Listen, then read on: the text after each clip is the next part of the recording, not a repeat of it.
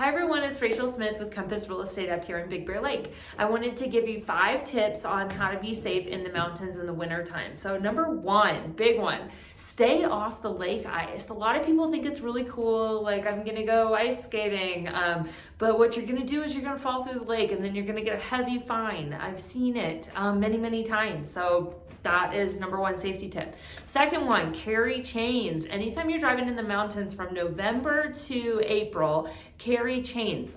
Doesn't matter if your car is front wheel drive, all wheel drive, back wheel drive, I don't even think that's a thing, but rear wheel drive, carry chains. It's the safest thing to do, and a lot of times if you don't have the right car with the right tires and you don't have chains, they will write you a ticket for that too.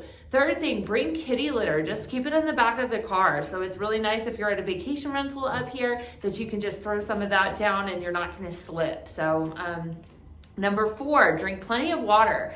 I have had clients in the past that don't drink water, want to sell their house, think they're sick from Big Bear, but all it is that you're going to get dehydrated more quickly up in the mountains. So drink probably twice as much as you're used to.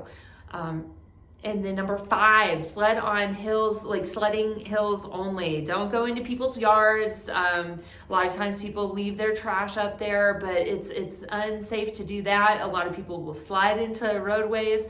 So just keep it to the sledding hills. So that's it. 5 tips on how to be safe in the mountains in the wintertime. Thanks. Bye.